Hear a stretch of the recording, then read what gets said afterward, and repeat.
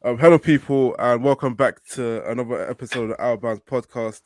I am back with the usual co-host, Kojo and Sam. How you doing? I'm all good, bro. Obviously, you guys can't see me, but yeah, I'm good, man. I'm good. Yeah, he's from South London. Don't have good connection over there. And I am also here with a guest as well, Feyi. How you doing? I'm good. How are you? I'm good. I should say, Feyi is a big deal. She does gold diggers. No, so And Okay, reactionary blues. And and reactionary reactionary blues. blues and come on. becomes. So And you know, becomes, yeah. she's It's a pleasure. industry. She's she's industry. But obviously I've had another good week of sports. I don't know if it's good because Arsenal won, and it's never good when Arsenal winning. But they played Man City yesterday, and after being whooped 12 times in a row, it seems they were able to get a win. So just before obviously we have a deep dive into the game, what do you guys think of the game in general? Cody, I'll let you go first.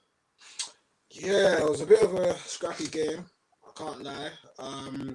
Until the balance of the game, I'll say probably Arsenal were the better team. I think towards the second part of the first half, I think they grew into the game, started getting better chances. Second half, they kind of dominated. I saw from the stats, they had more shots on target, they had more touches in the opposition box. So I feel like the quality of the game wasn't great, but I think Arsenal were deserving to be the winners. And congrats to them, even though it pains to say that, but. It was a big time performance for them, even though lucky goal, massive deflection, but it is what it is nowadays. So yeah. No, obviously you said it was a scrappy go and Arsenal were a better team. But Phil, I'll just come to you. Do you agree that Arsenal were the better team yesterday, or do you think it was a lucky win? I think it was a lucky win. I don't think they were the better team at all. I feel like the quality was so low. You can see that they were missing Saka, as well as who is it that's injured for them again? Saka was Trust, injured. I think Trossard got injured, but Martinelli he got couldn't injured start in as the well. game. Yeah. Also, just keep having fake injury reports. They just keep saying this player's unavailable, and all of a sudden the full squad is there. Yeah, but you could literally see the quality. Like, for example, in Chelsea, right? We've said, oh, we need a DM, we need a DM, we need a DM, and you could really see the difference. You look at they had Rice, they had Partey, and who did City play in DM? They played Bernardo Silva, no? So it was Yeah, just a and bit like Lewis. the quality They was played just Rico Lewis. so poor. Yeah, Exactly. it So was, the it was a quality game was I so watched. poor. Yeah, it was a game I watched, and I felt like this game was missing KDB because I know probably KDB would have come up from a screamer of nowhere, and obviously, as you said, they're missing Saka, but I think Man City were also missing their two best midfielders, and you could argue the two best midfielders in the league in Rodri as well. And it was like it seemed like a game of no control, but it was a game like nobody was doing anything. Kovacic as well, he had a stinker in my opinion. Yeah, Really and truly, he should have been sent off if we're being Yeah, I honest, but agree.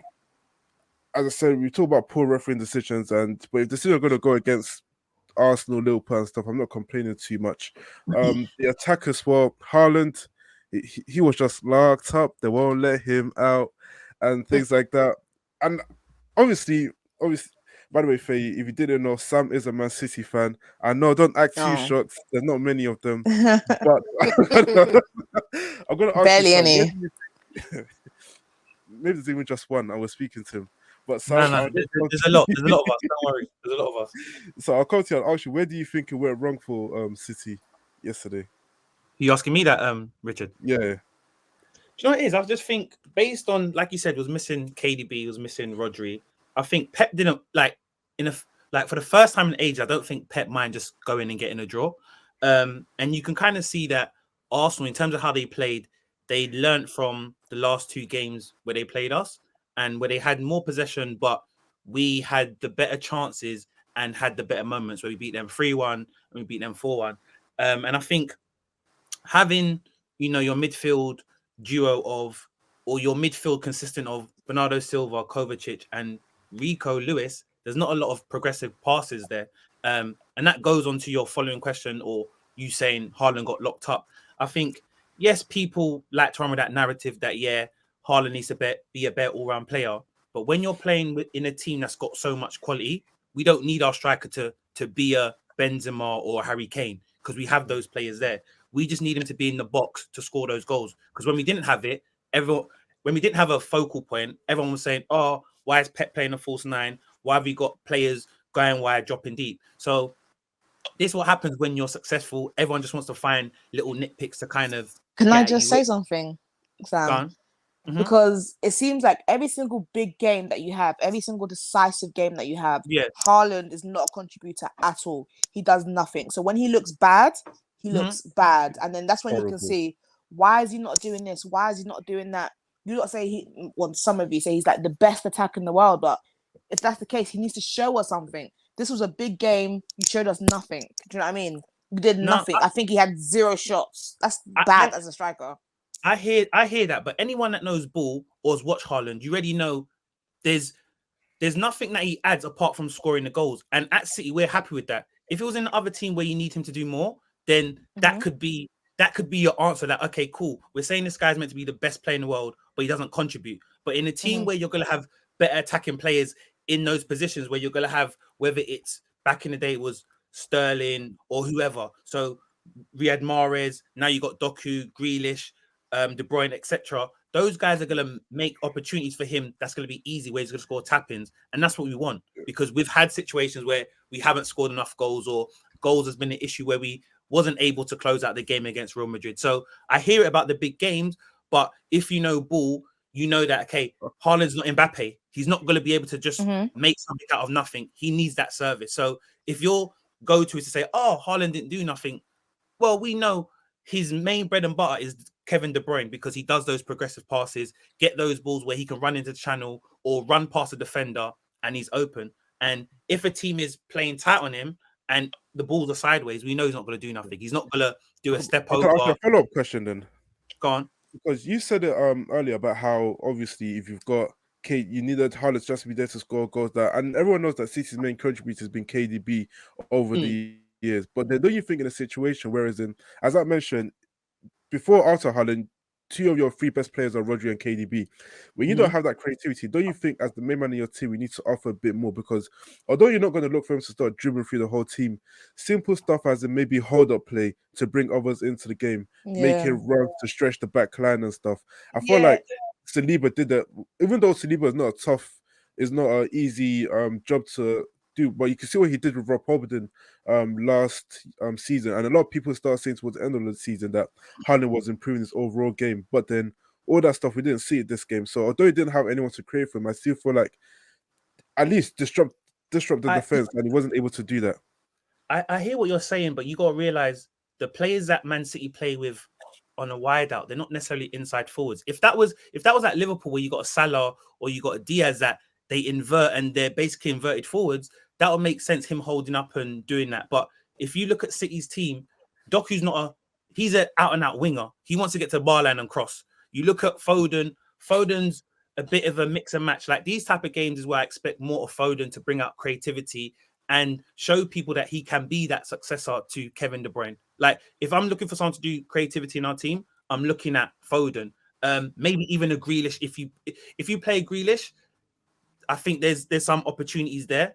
But I think with the team that we played, I don't think it necessarily, like Haaland holding up the ball is not necessarily helping us because we didn't have a lot of people that are going to run past them anyway.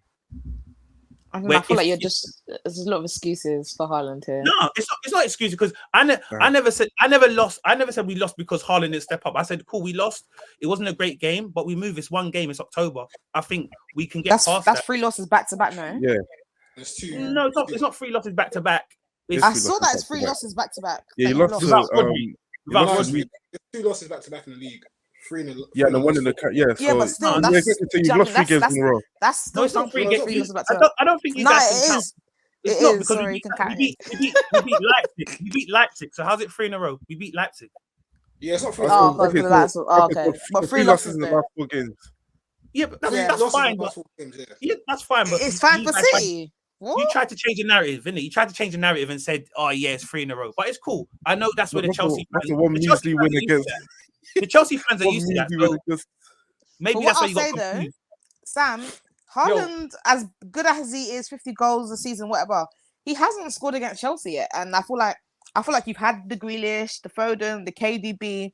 So there is an issue there with big games. He's not doing enough. Champions League final, you had all of that there. He still wasn't doing anything. So it was like, I don't know. I feel like it'll take some time, but I feel like Pep will get annoyed. Like annoyed. I love the critique that comes from teams, people that support teams that are not doing anything. I love the critique. Right now, Whoa, I love mate, they're all coming. Fans, Chelsea fans, Liverpool fans, everybody wants to talk them. What are you man doing? You're celebrating the win against we City are in October. critiquing as a football fan, not Chelsea. I thought we beat you three times a season. One time, and won the Champions League that season. We did Chelsea. Don't mind them all.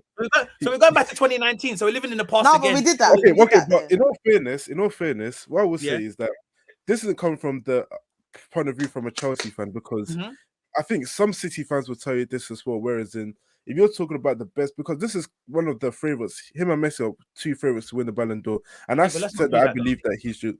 Haaland should never win the Ballon d'Or. Yeah, but say let's not do that. Let's not go with that. No, I think the thing is, I think he should. Because he doesn't contribute all phases of the game, he shouldn't win. Let's not do that.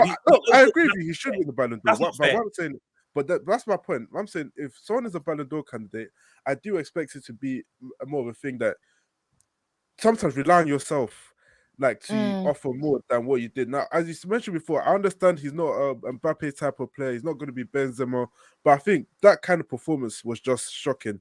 Like in 1v1 battles against Saliba, just had them every single time.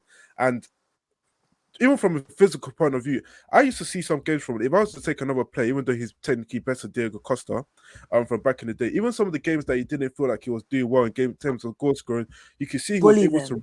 Yeah, he will bully defenses. He'll be able to rattle them, and other teammates were able to feed off that. He gave you absolutely nothing. I think that goes more beyond players creating for you and things like that, and that's where I'm coming from. So you can say that obviously more people need to create. We know that's not his style. We know that's not. But my point is, we know that's not his game.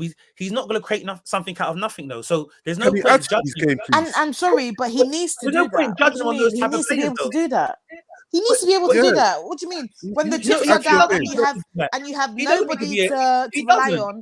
No, he needs to be the guy that you rely on. Those big games, you can be like, you know what? I know for a fact Haaland scoring. When it was me at Chelsea, with me at Chelsea, I knew for a fact, no matter what, Didier Drogba, he's scoring. No matter what, and every single time he scores. When he's scoring final, we're scoring 9 goals a season, 10 goals a season. It does, but when it matters, when the chips are down and it matters, he's scoring. Richard, you can't say that for Haaland.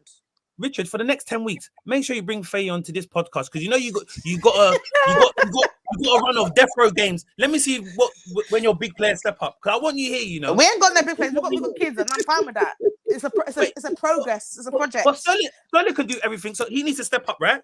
Yeah, I think Sterling's shit. So you man love Cole Palmer. He needs to step up, right?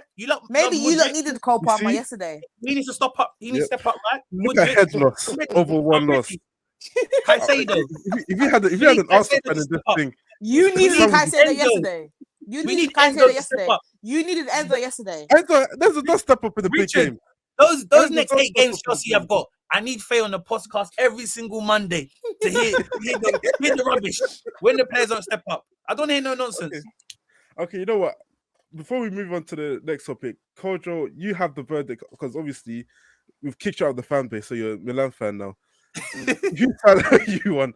Do you feel like Haaland needs to offer more, or do you feel like Sam is right in terms of players around him should be? I know. Are you claiming players around him should step up more in the absence of KDB and Rodri? What am I saying? That? Yeah. Yeah, I think they should. The attacking players should step up more and be able to provide the service that Haaland needs for him to be productive. If you what's your take? You know how he moves. No, I hear what Sam's saying. I do feel like the players need to step up, like to give Haaland service, innit? But I feel like coming back to what Feyi said, I think she's the connection with him a bit. But with Chelsea, when it came to Costa, even though he wasn't the most technically proficient player on the ball, but he imposed himself against defenders. Like he actually tried. You saw him in the game trying to create something.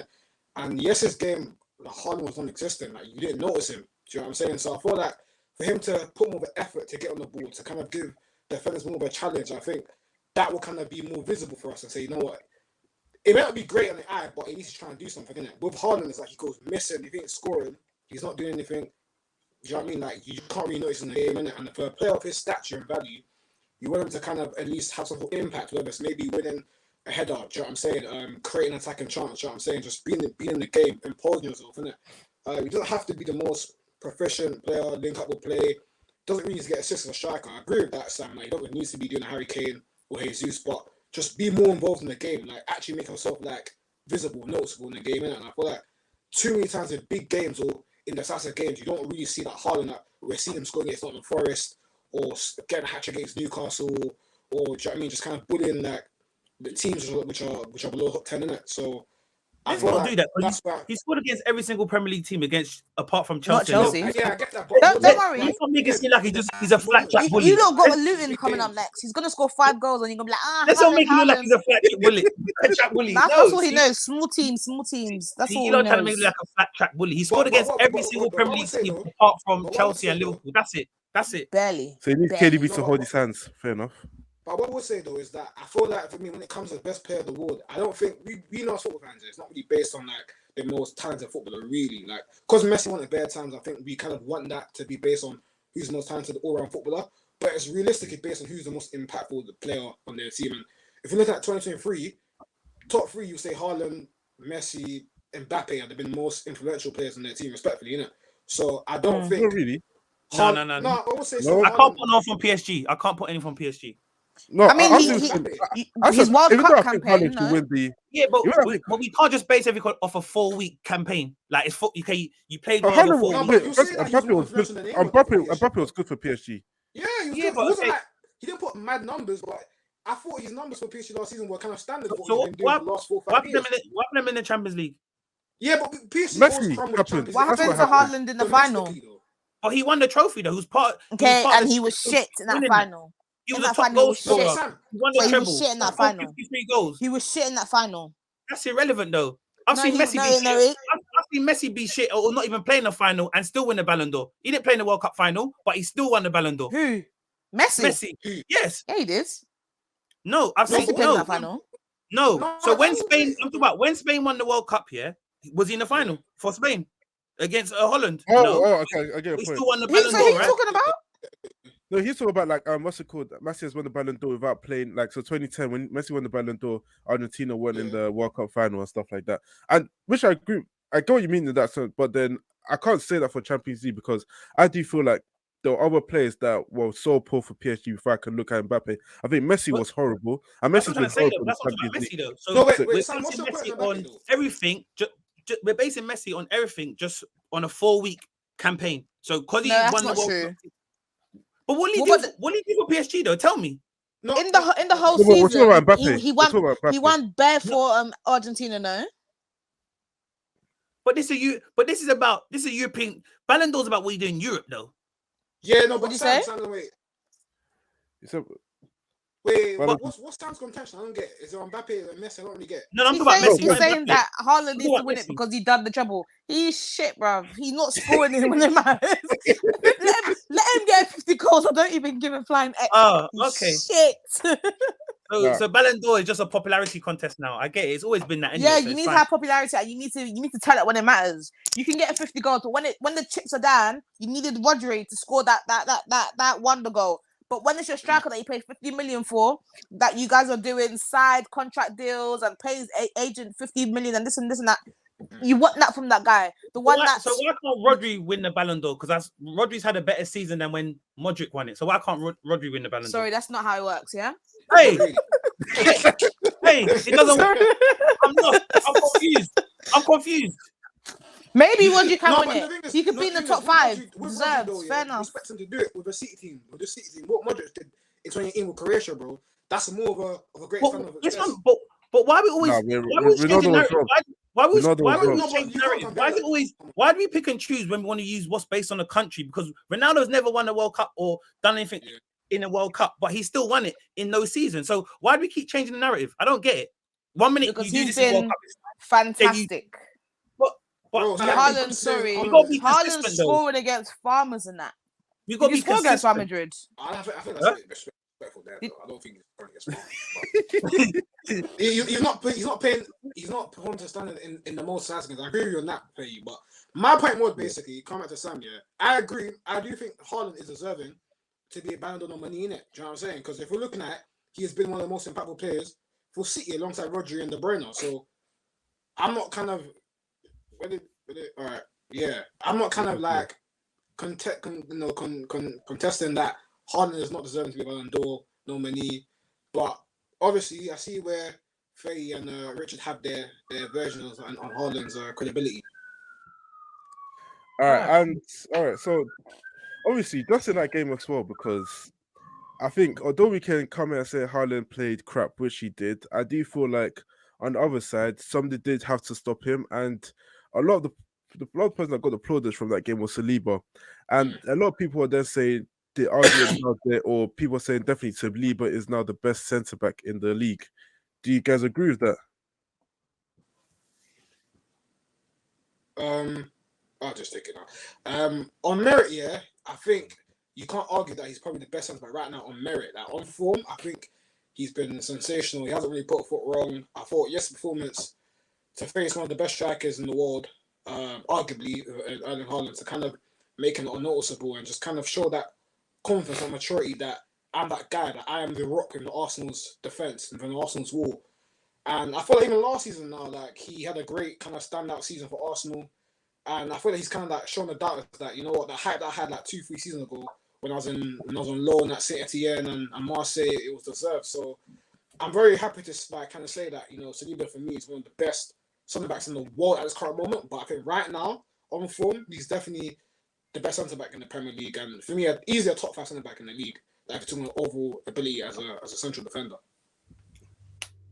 Sam?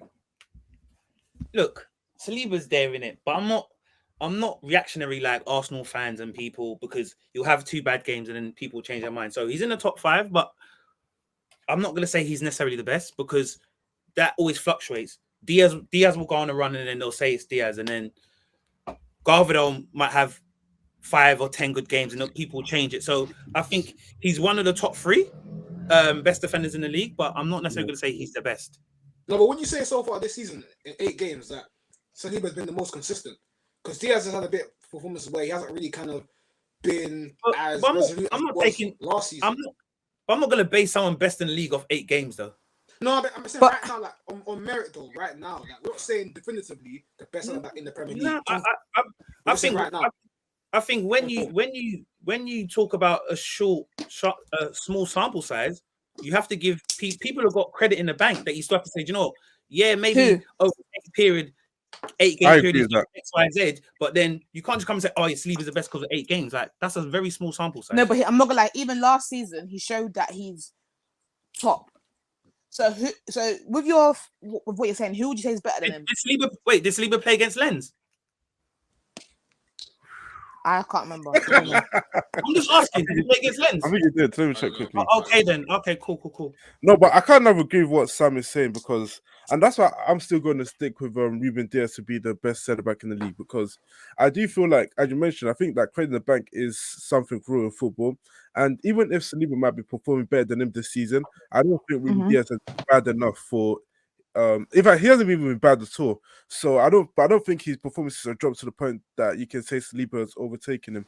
And then I also think Van Dijk as well has come. He's been quite strong. No, he's better than Van Dijk. He's done a few mistakes. He's better than Van Dijk. I think he's better than him. Second, I think Saliba has been better than Van Dijk this season. So is Diaz. Diaz had a few mistakes. No, and I agree, but what I'm saying is that I feel like especially if Diaz is a centre back that has won the Premier League every single season he's been in the league, he's also then gone to do the treble. He's won multiple domestic cups. I don't think, and then if he's still going to perform at a high level this season, which I still feel like he's performing quite well, he just might not be the best, but if he's still performing quite well with everything he's achieved, I still feel like I'm going to still say that I feel like he's still able to be the best player in the league. I feel like you could say that, for example, if Saliba was in that team, it'll be the same thing.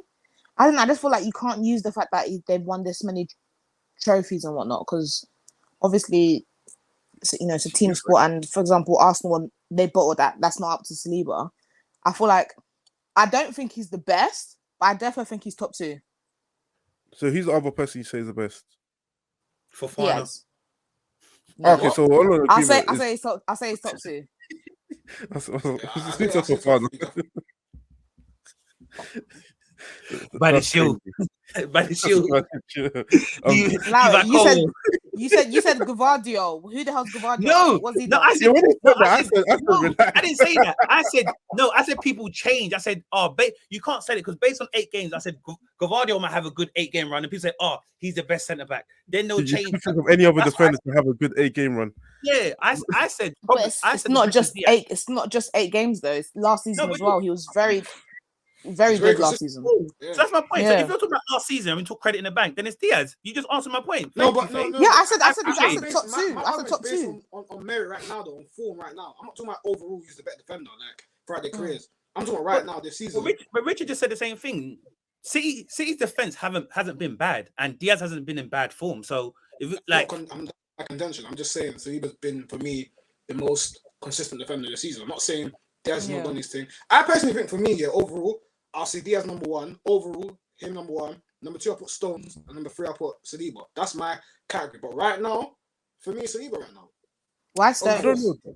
so Yeah, so I'm off, so behind in the another 8 games, Would you say someone else 8? goes on the run. We change it again. We'll change. But who's it's the best. not just 8 games though. No, but Saliba's that's- doing this longer than 8 games. Wait, so- wait, That's Sam, what you're but- saying. no, You're doing the agenda. You're doing 8 games. It's not just 8 No. games. It's last season, Sam, so the what- season no, before. but Richard, no, but Kojo was talking about at this moment based on form. He's talking about the 8 games, yeah, right? this season, Exactly. 8 games in. This season, 8 game, the 8 game sample size. That's what he's saying. Yeah, but So I'm no, not, so if but the I'm 8 not saying that he's way better. You're misconstruing my arguments now. yeah, he's doing it. He's doing it for agenda. No, I'm not even misconstruing it. I'm just asking you a question. So I'm just asking. So my point is, so if another defender performs well in the next 8 games, are we going to change this narrative and say that person's So- the best defender in the league? Well, That's what I'm trying to because ask. if it's someone like, But someone like maybe Harry Maguire, yeah, we're not gonna say he's the best defender in the league. I don't know. You might tell me that. I don't know. You might tell me that. No, I won't I don't say know. that. I keep it real. Like, I'm not, I don't I don't know. You know what I'm saying? You might tell me that. Like 8 games, I'm saying 8 games in. Do you know what I'm saying? Like, it has to be consistent. Wait, Harry Maguire. Sam, Yo. quick, have you got Saliba in your top 3 centre backs in the league? Yeah, I If told he- you that. I said top 3. He's in the top 3, top Okay, 5. so if it's Top 3, your, top 5. What are you Yeah. doing to- oh, so who's your top 2? Pardon? Who's your top 2? Diaz and who? Look, I'm not trying to big up no Arsenal players because I know how these Arsenal fans are. So just leave it as that. come on. Who's in your top Leave 2? it as that. Who's in your That's top what- 2? Okay, he's in my top 2, but he's not 1. That's it. Thank you. Okay, wait. So Fair if enough. he's in your top 2, what is then? Why do you keep mentioning 8 games? Because I know he didn't come into your top 2 off 8 games. No, I say that because you know Arsenal fans, yeah. Arsenal fans, they have a little bit of they have 1 win, whatever. They start telling you everything. Saka's this, that, he's the best. Martinelli's the best. Yes. What's it called? Saliba's the Mbappe of centre backs. I ain't got time to hear that because when they lose, they start crying, making excuses. So, Question: Mbappe is the Saliba of wingers.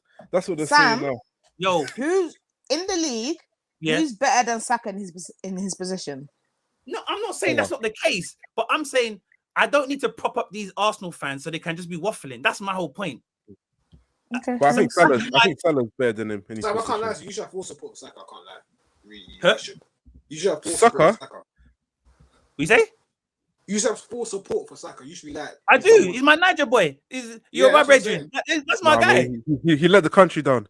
I still have nightmares. Of Don't do that, Richard. Don't Let do his that, country Richard. down, man. Yep.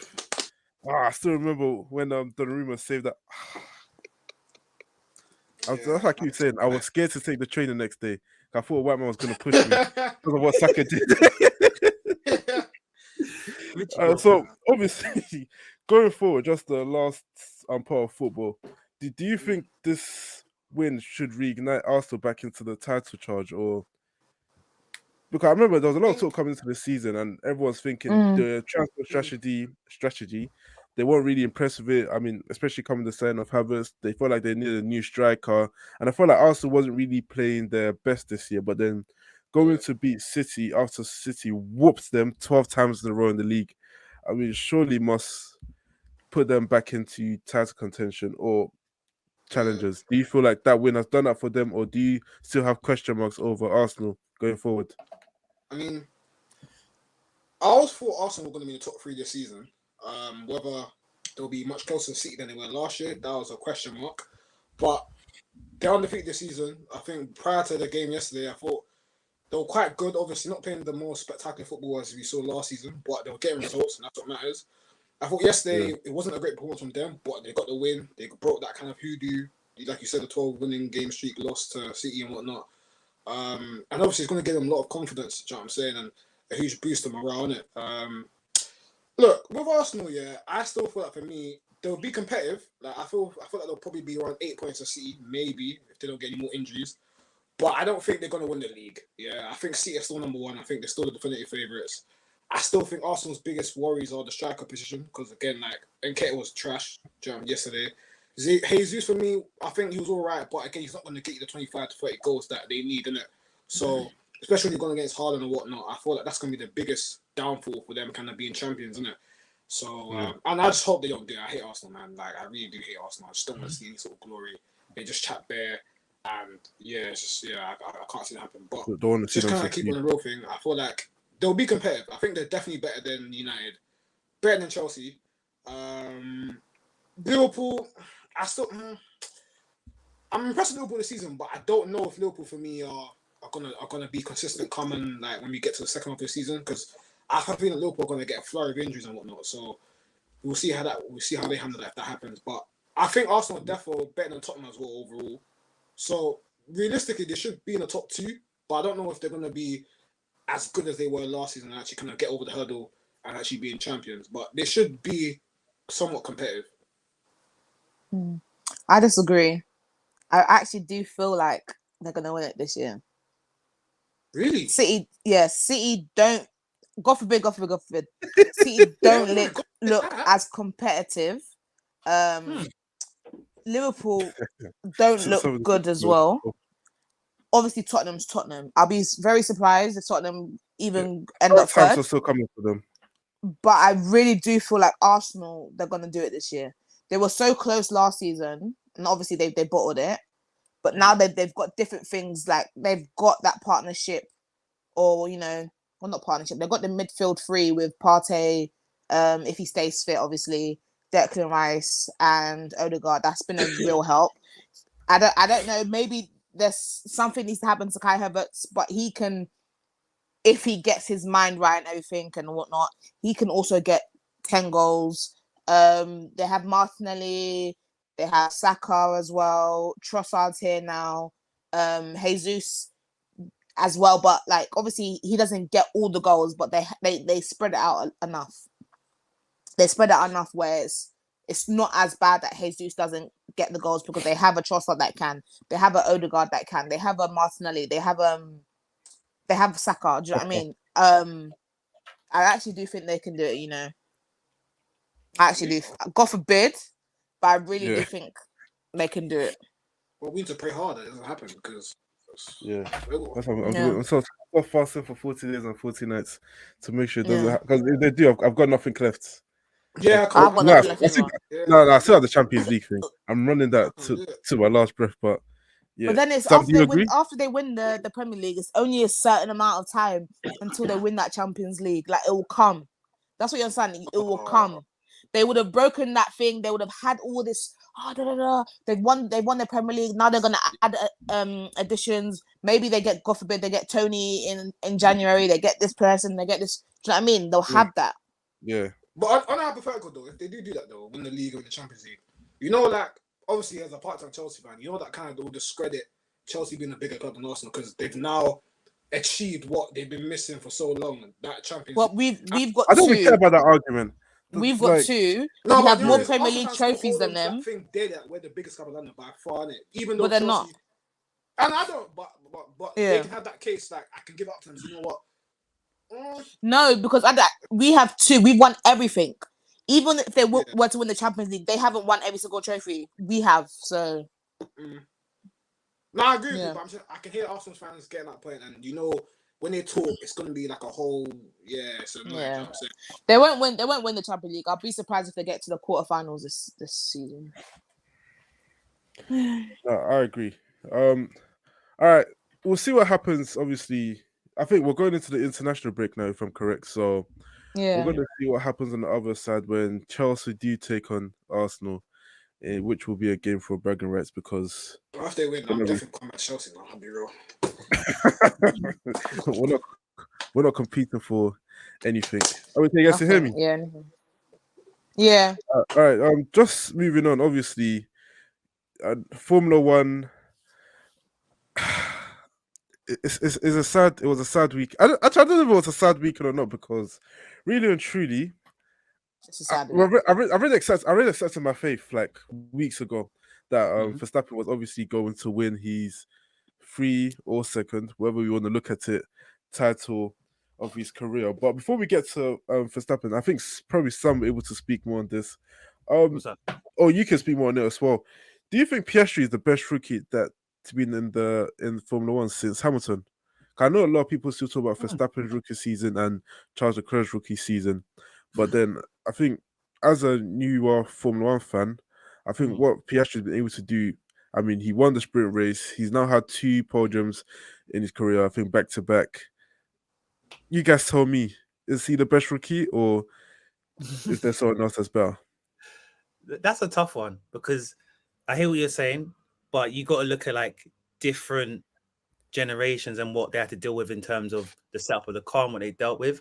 And I think putting him on that pedestal is very high because there's been some good rookies that have achieved stuff, maybe not as many podiums or whatnot, but you've seen their talent from the get-go and you know the expectations. And I don't want to downplay what he's done. And I think it's difficult to say that. I think the best thing to do is to say he's had a great season in terms of you look at him in that McLaren, he's probably the number 2 driver. We know Lando is their baby, he's number 1.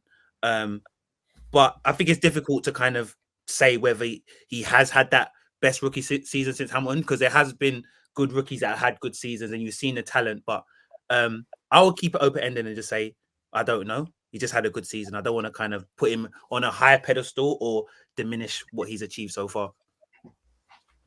Feyi, what about you? I feel like he's done really, really, really well. But I wouldn't say he's had a better rookie season than Verstappen. Like when Verstappen came about, from what I can remember, he was like really, really hyped up. Like they were obviously like pegging him to be, you know, eventually the number 1 driver and everything. And he was the guy for Red Bull, even though Daniel Ricciardo was there. But yeah, it's only been like a few races. I can't say that he's been the best, man. No, not the best rookie since Hamilton. I don't agree with that. Do you think he has further down the line in his career he will overtake Norris as the number 1 driver at McLaren? No.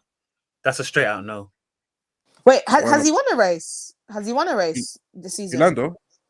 No, Piastri. He won the sprint race, but it's not really a Grand Prix. He won a race, but I'm not gonna lie. That's more than Lando. So yeah, but it's different context though, because people care about what's going on a Sunday. Like if you're in contention to be on that number 1 podium on a Sunday, it's better than winning any sprint race or whatever.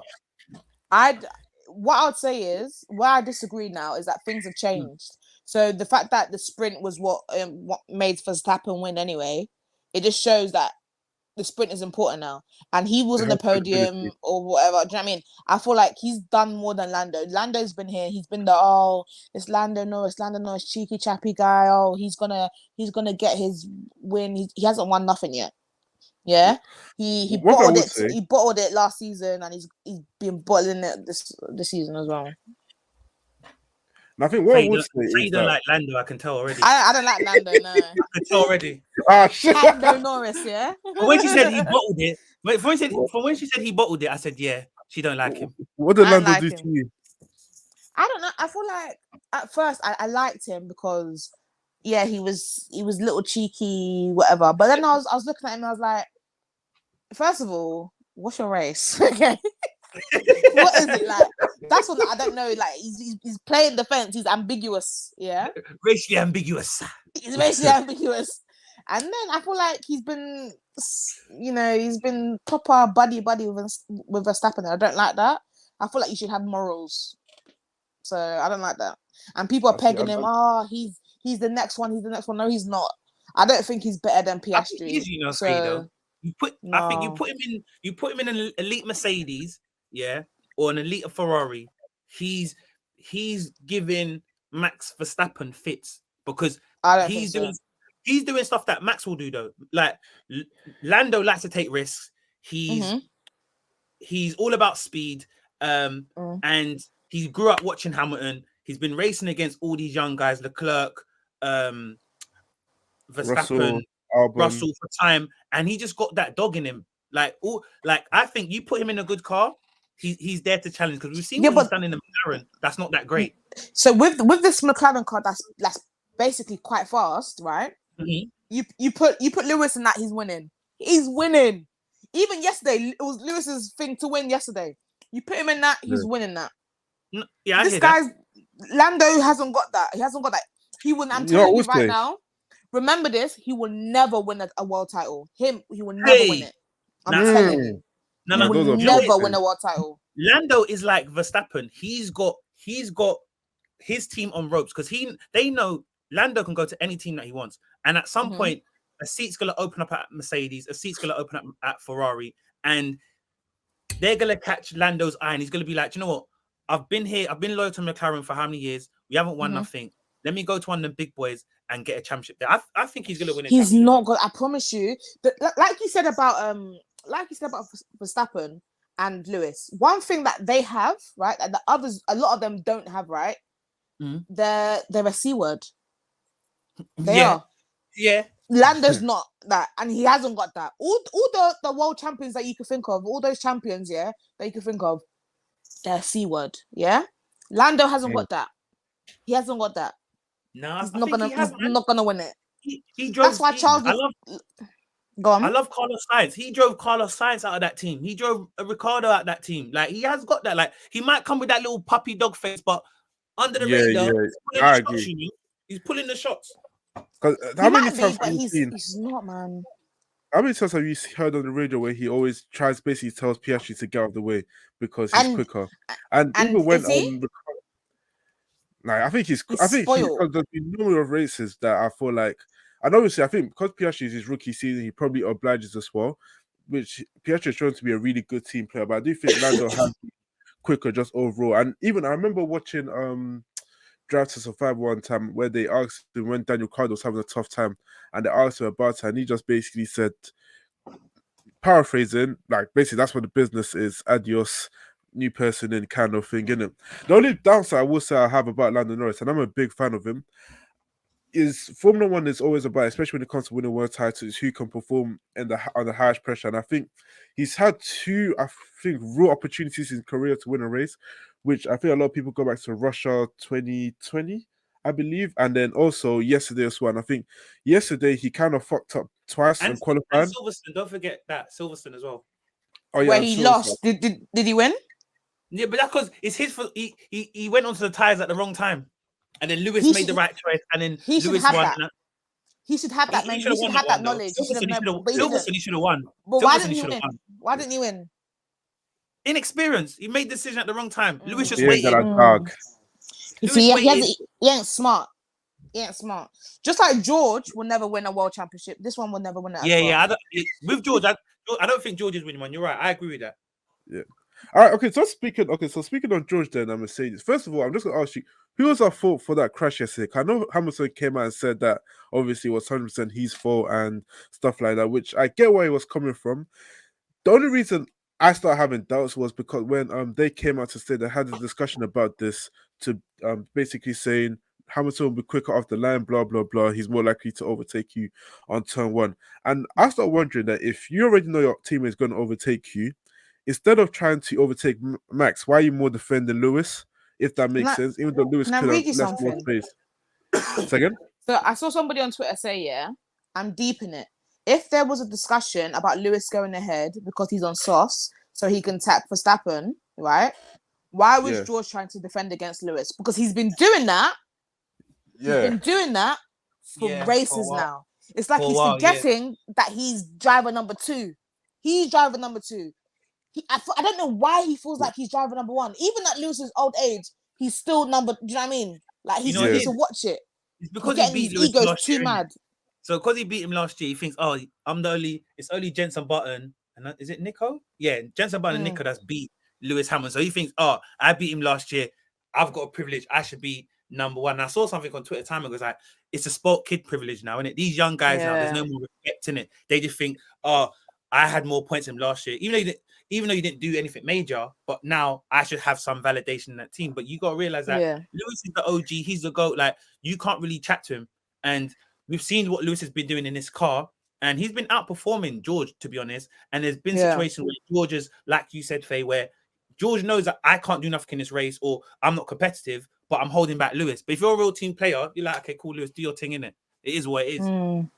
They need to. I feel like they need to remind him, you're number 2. Yeah, that's what I was going to come to. Like you're number 2. God, that's what I was going to come to, because you said it yourself that you said George Russell's number 2, but the thing is that I don't think it's being said or he knows that he's number 2, because they treat their drivers equally the same. You hear them on the radio. They don't. Like, look how they treated Bottas. Like he should know. I'm sorry. There's no way in his mind that he can think that he's number 1 and the 7 or 8, whatever, world title champion is number 2. But if you hear a lot of like George Russell's interviews, he talks about trying to become world champion. So I think he's not going to do that when Lewis is there. He's not. No, but that's the thing. Because Mercedes are trying their hardest to make sure Lewis gets another chance to win a title. So when you don't get a winning car, I don't think Russell is, because Russell's not Bottas. I think Bottas did a fantastic job for Mercedes, but I think Bottas realized that he's nowhere near Hamilton in terms of pace, talent, whatever you want to call it. I think Russell, especially when Russell looks around the league, because I said league around the paddock, he said it himself. Like, obviously, people like to talk about how his teammates beat him, blah blah. But when you're going up against the greats of all time, the measuring stick is different. So, if it's a situation where as in McLaren becomes good, so McLaren's challenging for world titles, or Norris is challenging, Verstappen, who's probably still around this age, is challenging. He's not just going to sit back and watch Hamilton go and challenge and be like, I'm going to be this team player. He's going to want part of that as well. So unless he's specifically told that you're number 2, which in that case, he probably would have just did at Williams anyways. He wouldn't have the chance to win a world title. I think we're just going to see more of this stuff happening between them. He needs to know his place, because I'm not gonna lie, it's jarring. There's twice, right? That I can't remember what race it was where he was holding up Lewis and he crashed, right? Lewis 100%, 100% could have won that race. Yesterday, Lewis 100% could have won that race. And this is twice now where he's cost him. Don't get me wrong, Lewis, you should have seen what was going on in it, because the crash was really his fault. Cool. But it was like, there's team instructions that you're not following it. So it's like, you're not being a team player at all. But then do you think his performance is Lewis as well? Because one thing I will criticize him for, and I think Lewis has come in to say, is that his qualifying has been really, really bad this year. For his standards anyways. And as much as we're going to say, obviously, he cost Hamilton the win in Singapore, which I agree as well. If he qualified better, he wouldn't have been in that situation. Whereas do you feel like there has to be then some kind of criticism of Lewis as well for not qualifying better, so he doesn't have to be in those situations? No, but even so, you shouldn't expect your teammate to fuck it up, though. Do you know I don't say that? Because Lewis has been complaining about the setup of the car and certain things that they've done for a long while, and I just see that now where the stage that Lewis is at and the car that Mercedes given him, it's like he's not too fussed about he's not too fussed about qualifying, because he knows he's got this talent where, remember, race pace and qualifying pace is completely different. So for him, he's like, if I can get into Q3 and I can finish within the top 5 or 6, I can make my way through the pack. And I just think, just going back to what you guys were saying about number 1 and whatnot, I think we spoke about this last time on the pod with Abbas, where because Mercedes are not fighting for nothing, there's no need to say there's a definitive number 1 or 2. Next season, if they have a very competitive car and we see after 8 races or 10 races, Lewis is dominating, maybe he's won 6 out of the 10, then they're going to start saying, George, Lewis is faster than you. Like that, you already know what that means. Okay. But they've shown that though. This season, I think George has beaten Lewis or finished ahead of Lewis maybe like 3 times or something this season, 3 or 4 times. Yeah. So like we know that Lewis is the number 1. There's no way Lewis is ever going to be number 2. Of course. There's no way. So, but Toto's not saying anything here because he knows right about now Lewis wants to be fine for championship. So it's like we're not saying anyone here is number 1 or number 2 because Mercedes is not fighting for no championship at the moment. But if they were fighting for a championship, they'll definitely side with Lewis because he's got more experience. And we've seen George Russell in crunch time where he's made mistakes. So they would most likely favor Lewis. But at this present time, when everyone knew Max was gonna win. Like Max could finish outside the top 5 for the next 4 races, and he's still gonna win regardless anyway. So like, or he probably could even finish and get no points. He's still gonna win. So it's like, what are we really fighting for? It's next season where we can see, okay, if there's a trajectory of Lewis performing, then we could be like, okay, cool. He's the number 1. George, you're here to support Lewis and back off the Red Bulls, Ferraris, etc., and get your points as well. I mean,